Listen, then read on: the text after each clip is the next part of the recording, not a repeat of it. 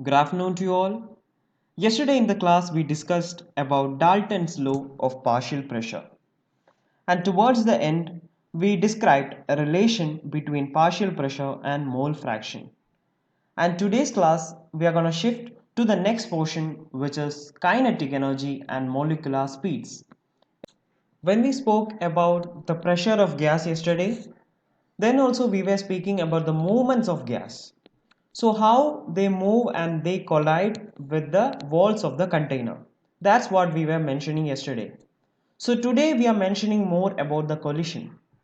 So when one molecule or atom of the gas particle hits another particle, the energy is being distributed or transferred to the another. Same thing happens in the vessel. So when they move around, the energy of one particle is getting transferred to another.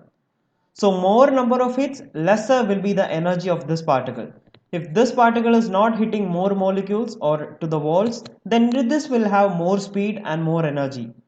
So overall, all of this will have different speed and different energies. So how to find out the overall energy or overall speed of these molecules? That's what we're going to discuss now. So as these particles are moving in different speeds, there were a lot of approaches to find out how this or how the average speed of these molecules will be. So that's what molecular speeds and kinetic energy tells us. We are moving on. So molecules of gases remain in continuous motion. So from the beginning of the chapter, we are telling this fact a lot of times. So gas molecules always in continuous motion, and they collide with each other and with the walls of the container. So when they are in motion and when their speed varies, automatically collision occurs. They collide with each other and with the walls of the container. This results in change of their speed and redistribution of the energy. As we shown in the animation, when they hit each other, the energy is getting transferred to another, and hence redistribution of energy occurs. More number of hits, less energy will remain in the molecule. So that becomes a problem for finding out the average speed. So the speed and energy of all the molecules of the gas at any instance are not the same. So at an instance, if we consider the speed of two molecules, both of them will have different speed and velocities. So similarly, whatever molecules we take, a gas particles inside the same container, all of them will have different energies and different speeds as the energy distribution or the speed distribution takes place. So we should consider the average value of speed of molecules. This is the common method we does for every fact. If we don't know individual speeds or individual characteristic, we take the average of it. Same thing is done here. So we are considering there are n number of molecules in a particular sample. And in that, u1 will be the speed of the first molecule, u2 will be the second one, and up to un. So as there are n number of particles, un is the speed of the last molecule, and we are taking up the average speed. So that will be u1 plus u2 plus up to un divided by n. So as n number of particles are present, u average speed will be u1 plus u2 up to un divided by n.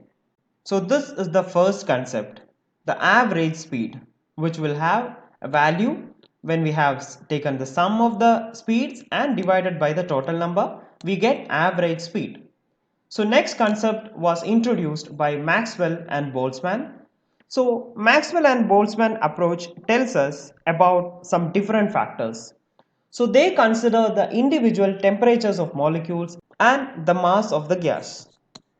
So what they have done is, they have done an experiment and plotted a graph.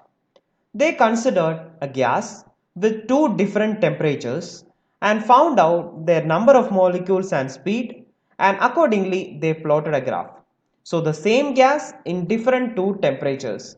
So the first temperature gave a graph like this, and what they found from that was the graph shows that the number of molecules possessing very high and very low speed is very small. That means if you see here, in the initial speed or in the low speed, number of molecules is lesser. In the maximum speed also, number of molecules is lesser. So in higher speed and in the lower speed, number of molecules will be lesser. But if you see the highest curve, the curve which represents the speed possessed by maximum number of molecule is called most probable speed. It is between these two speeds. So it is not in the higher speed or not in the lower speed.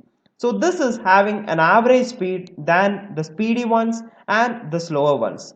So in the average area, they got maximum number of molecules, or maximum number of molecules show an average speed. For example, if you consider a class also, some people will be scoring higher marks, some will be scoring very low marks, but most of the students in the class will be scoring an average score, or they will have a middle score always. So that is a common theorem of nature. In this case also, very low number of molecules are showing very low speed and some are showing very high speed, but most of the molecules are showing an average speed, and this average speed is being represented by most probable speed, which is UMP. So this speed or this amount is known as the most probable speed. So this speed is very close to the average speed of molecule. So this is how they approached, and they considered it for one temperature. The temperature was kept constant in this case, and they studied a gas according to their number of molecules and their speed. So the maximum number of molecules showed an average speed, and this speed or the speed possessed by maximum number of molecules is known as the most probable speed, which is represented by UMP. And that value is very close to that of the average speed which we mentioned earlier. And now we are increasing the speed. So we are getting the next curve. So once we increase the speed, the temperature of the most probable speed also increases. So here if you see, the broad or the graph is getting broadened here and it is getting shifted a little bit to this side. So the speed of the most occurring molecules increases, or the most probable speed increases. Here, if we consider 100 was the speed of the most occurring molecules, in this case the speed is shifted to 120 or something. So the speed is increasing for the most number of molecules. So that is the difference when the temperature is increased. So usually when we increase the temperature of gas, the speed of the molecule increases, right? So as the temperature increased, the speed also increased a bit compared to the lesser temperature. And one more factor which we can see here, the speed distribution curve broadened. In the first case, it was a steep peak. But in the second case, when the temperature increased, it became a broadened peak. That means, so the broadening of the curve shows us that the number of molecules moving at higher speed increased. So if you see here, the broadened peak shows us that the number of molecules at higher speed increased when the temperature is being increased. So these are the postulates, or these are the statements which were given by Maxwell and Boltzmann according to temperature. Now we are moving on to the next graph, which they told us that the speed distribution which depends upon also the mass of the molecule.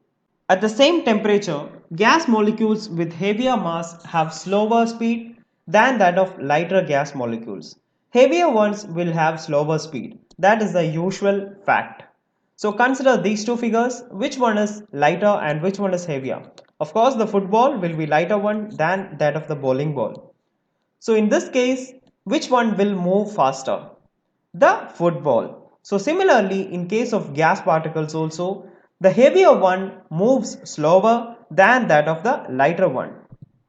In Maxwell and Boltzmann experiment, they considered chlorine and nitrogen, and they compared the number of molecules with molecular speed.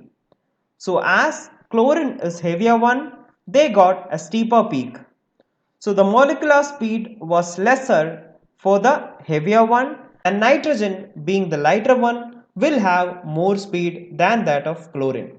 So that's what being represented by this graph.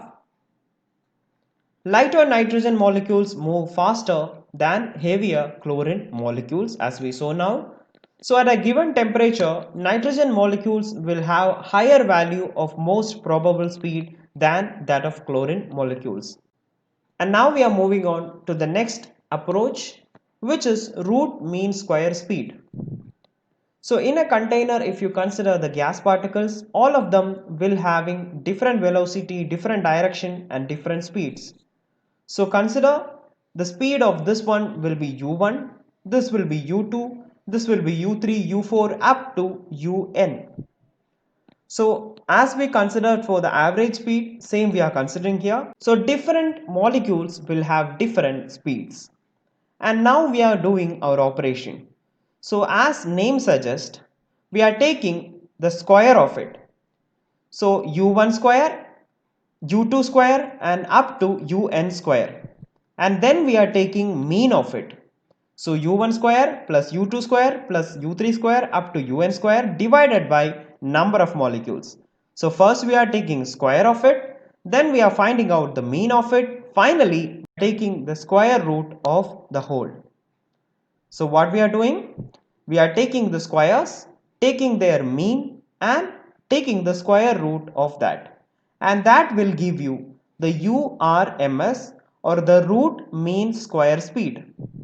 So this is another concept. This mean square speed is direct measure of the average kinetic energy of gas molecules. So first we found out the average speed, then we found the most probable speed and finally we are ending with root mean square speed. So these are having a particular relationship with each other, which is URMS will be greater than U average will be greater than that of UMP. So the root mean square speed, if we calculate, we get a higher value than that of the average speed than that of the most probable speed. But they are almost all having similar values. So the ratios between them will be 1 is to 1.1 is to 1.2. So similar values we will get once we calculate the values of root mean square speed, average speed and most probable speed. So that's all about today. And now you can prepare notes and submit. Thank you.